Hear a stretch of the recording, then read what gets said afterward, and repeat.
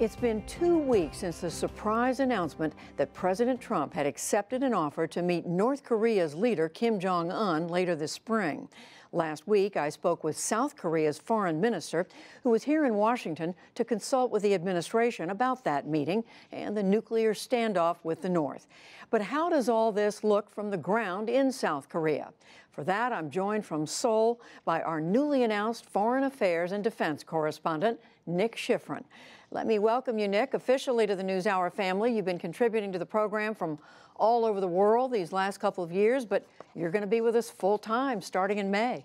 So, Nick, you've been in Seoul. You've been talking to South Korean and American officials there. What is the messaging you're hearing from them?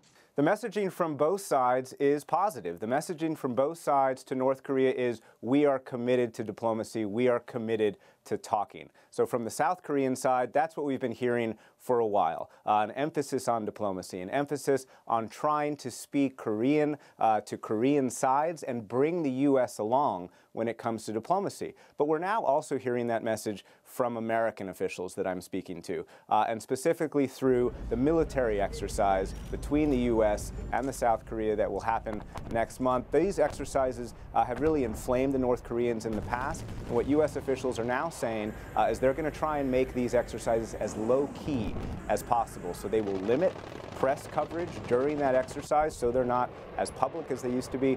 And while they're not confirming a South Korean media report that there will be fewer assets from the U.S. side, namely submarines, an aircraft carrier, and other military assets, they are suggesting that certainly this military exercise will be as low-key as possible so as not to inflame the North Koreans, so as not to risk any damage to the ongoing diplomacy.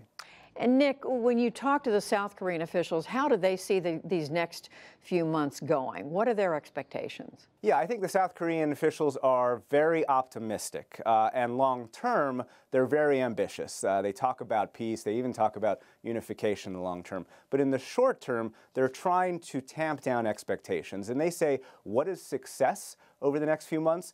Simply having a meeting between President Trump and Kim Jong-un. They say, look at what happened over the last 6 months, 9 months. Think about the rhetoric between both sides. If we can just get them in the same room with a handshake, that's good enough. And then we can start a longer-term process of talking about what can happen over the long term, what can happen in terms of denuclearization. And their hope is that they can just simply make this dialogue sustainable past a President Trump administration and sustainable past a President Moon administration here. And finally, Nick, what do the South Koreans say they believe the North Koreans are willing to do here, and what do they want from all this ultimately?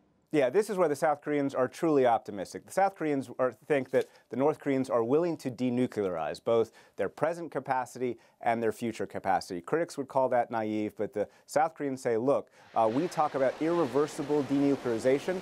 They will talk about that so long as they get irreversible security guarantees and prosperity guarantees. And what does that look like? Not only sanctions relief, not only a U.S. pledge not to attack Korea, but foreign direct investment into North Korea by the U.S. One South Korean official even joked, Trump Tower Pyongyang. That would convince the North Koreans that the U.S. was serious about North Korean security and prosperity.